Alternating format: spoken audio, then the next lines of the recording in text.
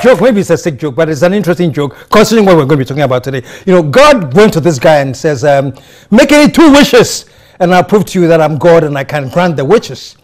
And the guy said, okay, the first wish is that I want you to build one huge bridge that can travel across the whole world. God said, okay, now give me a second wish. Then the guy said, oh God, my second wish is that I want to understand women. God said, nah. I said, okay, I think I'll do the first one. No, it sounds like a sick joke, but look, honestly, you know, we think we understand women, and many times women have certain reproductive health issues that they go through that we can't relate to or understand. And these 2 guests that I'm talking to today are going to enlighten us on that. Okay, the first I'm going to introduce is Jemima Nate. If you see her CV, it's like the who's who of this universe, man. But just to summarize everything, she's the first vice chairperson worldwide of the Scouts movement. Show some love, man. Put your hands together. Let us welcome Jemima Nate. This way, that way, this way, that way. All right. Please take a seat, and as she sits down, we're introducing her daughter. This woman, another brilliant woman. She's doing her doctorate in Germany, and she teaches African languages, and she'll tell us more about it. But put your hands together, show some love for Nikita. Very good, very good, very good, very good. All right. Okay. Welcome to the show. Thank you. Oh, it's good to have you here. And finally, we are here. Finally, you're here. KSM Show. We're going to be talking about female issues, health issues, reproductive issues, and when we come back, we'll do that. So stick around. Folks, we're taking a short pause for the course. When we come back, you'll be learning so much today. Stick around.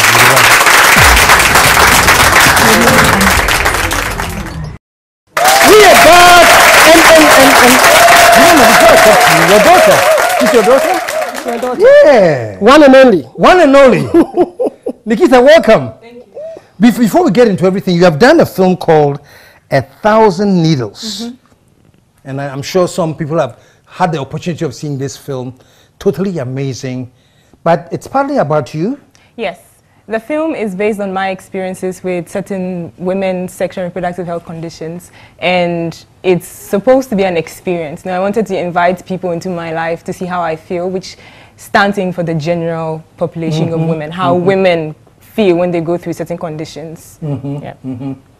Can you tell me just maybe a couple of these conditions that women go through that we are clueless about? So the film is talking about issues like endometriosis. Which is? Endometriosis, I'm not an expert, I'm not a medical expert, so I'm going to say plainly, it's when the lining of the uterus grows outside of the uterus. And so when you have menstruation, you shed the lining. But in this case, because the lining is outside of the uterus, you're not shedding it as blood outside, so it stays, it cramps. So that's uterine endometriosis. We're also talking about uterine fibroids. It's when you have tumors in your womb. It can be in the muscle of the womb. Also adenomyosis, which is like endometriosis, also polycystic ovarian syndrome. So these are some of the examples of the issues that we talk about. Are these some of the issues that you are going through personally? Yes. I've been going through these issues since I was 13. Wow. We only found out when I was about 19 or 20 exactly what was going on, because we had. So until then, what did you assume it was? Bad period pain. I thought it was just bad period pain. That's all you assumed? I assumed that also because I had been told by the doctors that I was having bad period pain. I mean, we had been to so many hospitals, we had done so many ultrasounds and been everywhere, specialists, and they said it's just period pain. I mean, there was one who even said that I am a hypochondriac and that I just like to fake pain. Really? So it was only until I was 19 that we figured out what was going on. Wow. Yeah. So what happened at 19 that finally got the doctors figuring it out? I think I had a pelvic infection, and I had been bleeding for 3 weeks. So finally she said, okay, this is it, we need to know what's going on. We went to the clinic, and another doctor who was not even my doctor, he saw my file, and I think he got a bit worried.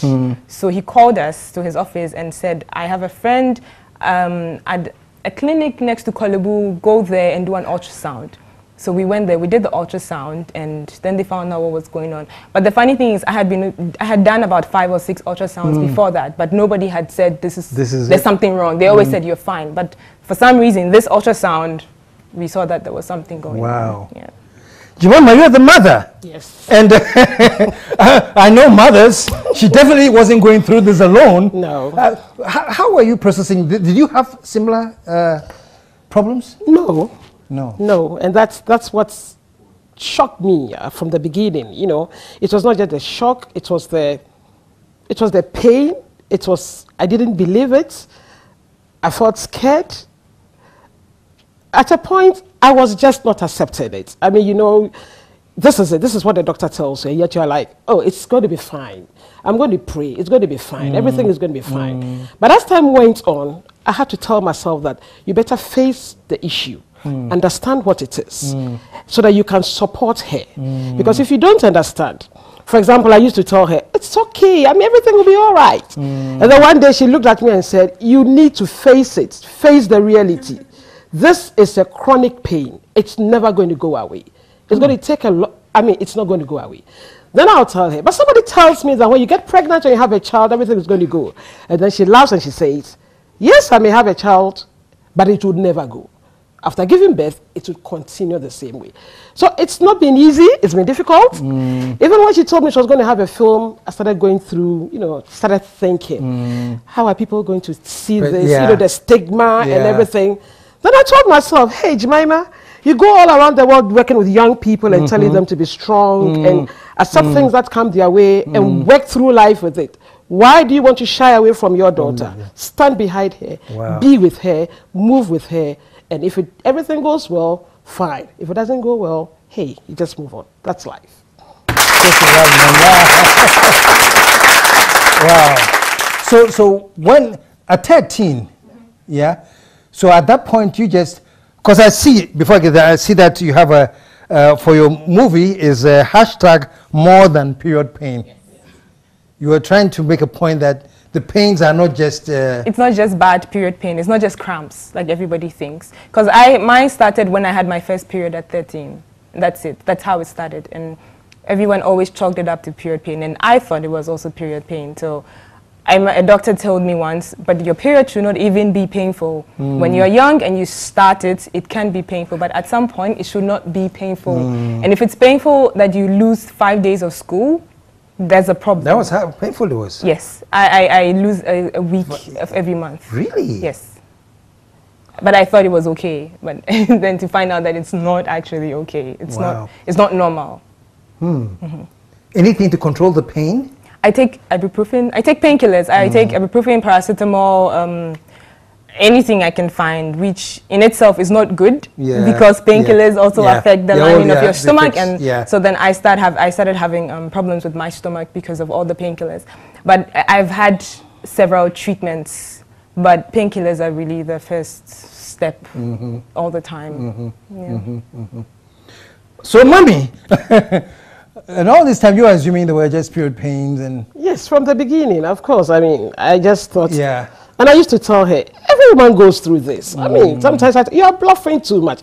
Every woman goes through this. Wow. And I'm sure that is what a lot of women tell their children. Yeah. That's a lot. I mean, we say these things to them. But then, I started getting alarmed when she was in secondary school. And I'll be called, she's not well, you need to go for her. Then I go for her, take her to the hospital. Still, we thought it was normal.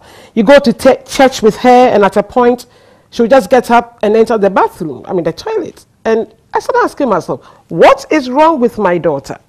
But you know, she's a very strong person. So even through all these things, she still kept her head up. She was studying, she was doing everything normally. She's a scout as well. She would go for camping, even in the pain and all that. And maybe that is what deceived most of us, thinking that she was faking. Yeah, she's handling it easily. But to be honest, the first time I got alarmed was when she was writing her final exam in the university. And you know, as a mother, sometimes you just have this feeling that something is not right in your daughter's life. So I called her. Are you fine? And she said, yes, I'm fine. I said, you are not fine. She said, anyway, I was just discharged from the hospital. Wow. Really? But you're supposed to be writing an exam. She said, I wrote my exam in the hospital. Oh, you did? She did. And she had a first class after that. Just that's one strong woman. Wow. So I had to rush to her hostel, find out what was wrong with her. And then from then, I said, no, something is not right. We need to get to the bottom of this. And that's how we started speaking to specialists. And then we got the answers. And we started going doctor shopping. Yeah, we went doctor shopping actually. And eventually we found a very good doctor who took care of her. Wow. Wow, I'm just so speechless. So I'm just imagining the number of girls out there, females out there who are going through similar things that people just, you know, just overlook and say, oh, yeah. Exactly. You know, and exactly. Yeah. I can just imagine. Yeah. And sometimes it's not, pain is not the only symptom. There's so many other symptoms. I have a friend who had fibroids and her stomach got as big as a 7-month pregnant woman. Wow. So she quit her job because everyone kept congratulating her when she wasn't pregnant. Oh, so that's another trauma. That's yeah. another trauma on you. I mean, the trauma comes in so many different ways. It's not, the pain is there, the pain is terrible, but sometimes there's just so many other symptoms that affect you. And it doesn't just affect you, but the people in your life, which also then affects you with how you because you think you're bothering people. Yes. And you're not talking about other females going through this without people knowing what it is. And that is my concern. Because until I found out what was wrong with her, I'm an employer. So I employ a lot of women, you know. And there were some of the staff members, the ladies I thought were bluffing. Why should you be absent from school 5 days? Wow. Then somewhere another 3 days and all that. But then when I began to understand it, I said, I see. We need to understand these women. Because if we don't, they would say they are lazy. If we don't, they would say they are not performing as the men are performing. Meanwhile, they have a condition. And when the condition is not there, they perform equally well. So for me, that's the angle from which I'm coming from. Employers should understand their female staff. They need to talk to them. Because it's very difficult for women to be as bold as she is now, talking about it. The worst they will tell you is, I have stomach pain. That's what they will tell you. But in fact, it's more than stomach They're going through some severe... Exactly. You know, you get to an office and the lady is sitting there, she's so tight up, her head is on the table. Find out. She may not be lazy. Something is eating her up. Something that could be even painful than labor is eating her up. Yeah. Wow. And since you're in research, right? Yes. Are you finding things? Are you getting statistics on how this is affecting women? I mean... I started to look it up a lot. I found out that 1 in 10 women have endometriosis in the world.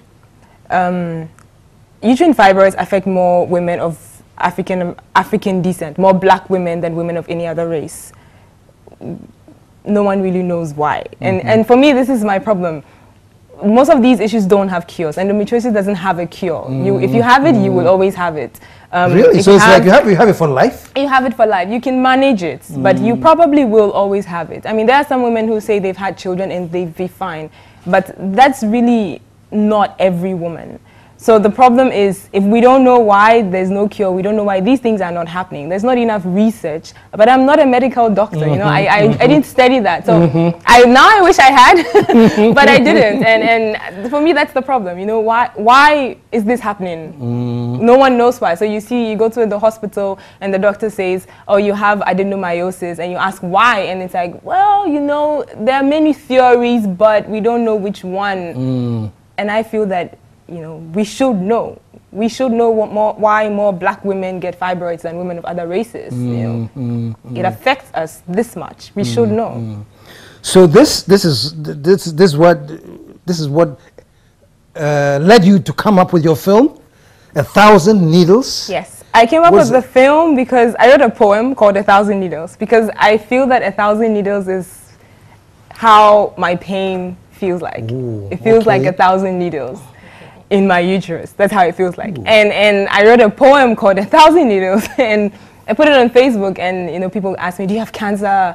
Did you have an abortion? And I thought, wow. No, I don't have cancer. I didn't have an abortion. There's something else going on. And a lot of my friends read the poem and thought, this is very descriptive. We really understand this. And I thought a film is the best way to show, because it's so visual and people see it, and you can really invite people into into the film, into your life to see what's going on. But I think what's most beautiful about the film is that it's not a film with a cast, it's not a regular film, but rather it's a film with a lot of art, a lot of poetry, a lot of visual art, so that we don't say women have pain, we show how women have pain. There are live scenes of me, in pain. There are live scenes of how when I'm with my friends, I just end up in pain for no reason. There's just a flare-up, and how everything plays out. Yeah, so that's what happens. That's what happens usually. It just like that flares up. Sometimes you can predict. I mean, I have an app, and then I can predict that. Okay, for the next 3 days, I might need to stay at home. I might need hot water bottles. Ibuprofen, this and that. But sometimes it just flares up. And how do you handle it? You probably just go on like nothing is happening, or it's so severe you can't hide it. It depends. I can gauge, because I have my personal pain scale, so I can either go to the bathroom and pop some pills and come back and sit. But if I have to leave, then I would usually make up an excuse. Of course, then that means that people think I'm a flake. A lot of my friends think I'm a flake, and I'm always you invite me out in the last minute. I just say I can't come. Wow. So then I leave. But my boss, for example, she knows what I go through. She's very understanding. So if I don't show up at work for 3 days, so far as I get my work done, she's fine. But it's very hard to tell everybody what's going on and explain in details. And then also a lot of times I feel people just don't need to know. It's not their business. And if you're my friend, you should support me. But yeah, I just pop some pills. and then I have a little purse with a lot of pills, and I just pop them. My own pharmacy. And then Rema, have you and anybody else? I think that I have this member of staff. She no longer works with me, and she showed all these symptoms, but it was only when I understood hers that I realized that was what she was going through. Because sometimes 3-4 days she wouldn't come to school. You go visit her and she's in the fetal position. You can see she's so much in pain. And eventually I got to understand, and I had to, support her and tell the others that if she's not in school, do the job. When she comes, she'll make sure that she does the job. So I would say she's the only person that I know. I see. But when I cast my mind back, in secondary school, you see some of these students screaming in pain at very odd times, and you'll be like, why? Now I think that some of them had it, but probably they didn't know. Yeah. How many, in a month, how many days do you go through this, roughly? When I was at the height of my challenge, I think before I had surgery, I was missing 2-3 weeks of a month. Really? That's a whole month? That's a whole month. I had 3 months 2 years ago where, for the whole 3 months, I was in pain every day. So, those were really the worst 3 months of my life. But now I'm getting better. I miss a week every month. Is it treatment that's helping, or you're now understanding better how to manage it? I'm managing it better because I have a new treatment with my doctors, because I have 2 main doctors and I sort of shuttle between the 2. And so I'm a new treatment program, and that's helping me. But the thing is, it takes a while to be diagnosed. Then it takes a while to understand your body. Then it takes a while to understand what is good for you and what is not. And so all these years have been going through trying to figure out what works for me and what doesn't work for me. That's the problem. The length of time it takes to get diagnosed. So you go through all these years without a diagnosis, and when you are diagnosed, all these years trying to understand what works for me and what doesn't. Because what works for one woman might not work for you. Exactly. Are there any particular triggers? For me, stress is one of my triggers. Stress is one of my triggers. And that's the only one that I can say for sure is one of my triggers. But I also have an underlying hormonal imbalance, which I think most women who have these issues also have. So I'm not sure why I get this imbalance, but when I get this imbalance, it triggers. And then I have a lot of, the symptoms coming. And, I'm sure there are many women out there watching who are saying, oh, that's exactly what I'm going through, something similar. Is there anywhere they can go? Who's Are your doctors in Ghana or in Germany? Oh, I have one in Germany. I have here. I went to Medifem Multi-Specialist Fertility and Health Center in West Legon and Joblu. Okay. So that's What's the the hospital. name again? Medifem. Medifem. So that's Dr. Bamfo. That's where I went. That's where I had my surgery, which was really helpful because before the surgery, I had been bleeding for a month, every day.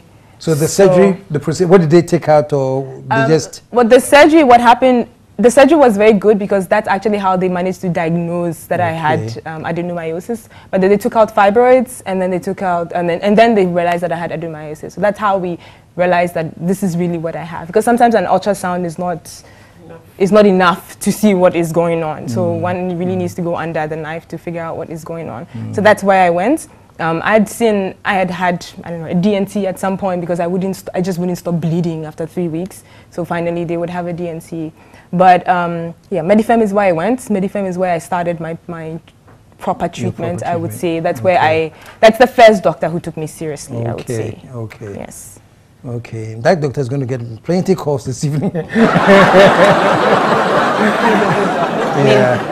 He says I was one of his youngest patients. Really? And I just feel that if I had gone there earlier, you know, if I hadn't waited till I was 20 because nobody knew what was going on, I would have, you know, been fine earlier, I think. So, Mommy, are you now okay that she now knows, or you are still living in some kind of uncertainty? No, I think now my daughter is fine. Okay. I must be honest. Okay.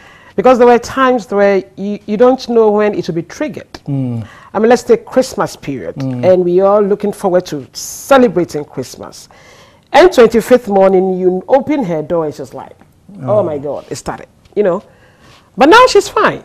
I mean, there were times where she would call from Germany and say, Mom, you have to be talking to me, having a conversation with me because I'm in pain. And what can I do? Wow. And you meet her at the airport and you ask yourself, is this my daughter? So you take her home.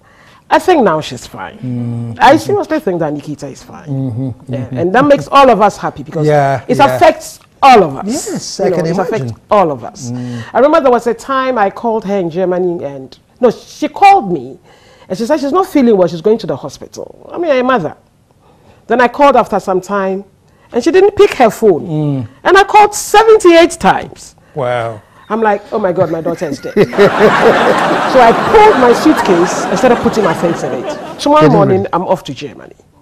You didn't even know. Then after some time, she called back and she said, oh, I'm okay. I mean, when I entered the doctor's office, I had to put off my phone. I said, Nikita, be careful. The next time you're going to kill me. You're going to kill me. So I think she's fine, and I thank God for that. She's fine. Okay. That's a lot, man. The final question, Nikita, does this, are you dating? Do you have ideas of, you are? Yes. Oh, show some love, man. They are upset though. Yeah? Is a Ghanaian guy or a German guy? Or a Ghanaian in Germany?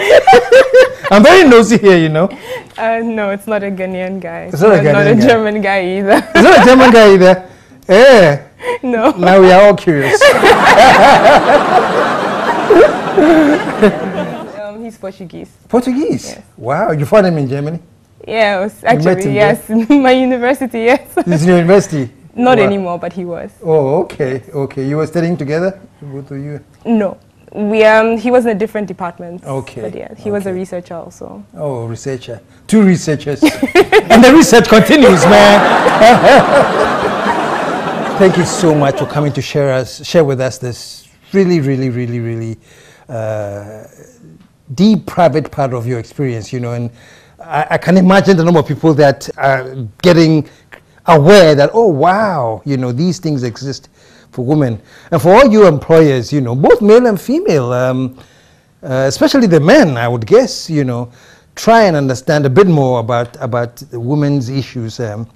It's that complicated, and we are so grateful that you came here today to share with us. And you intend to show more the film? We're also going to show in Tanzania because we actually shot the film most of it in Tanzania. Oh, I see. And Kenya, Nigeria, Ethiopia, and Germany. hopefully. Fantastic. Yes. Well, congratulations, man. Thank you. For coming up with 1,000 needles. And I thought there was such a...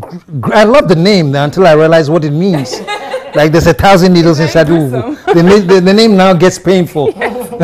But thank you so much for sharing it. And I'm happy that you did. And Madam Jemima, world famous. We have to do a whole show just to look at that, man. People you don't know, she's the who is who in this world.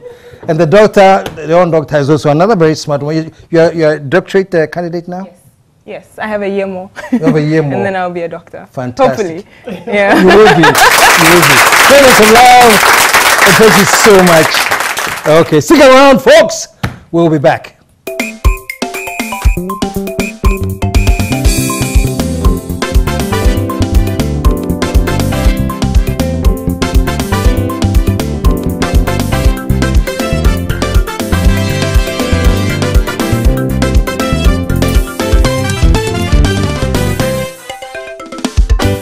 The KSM Show.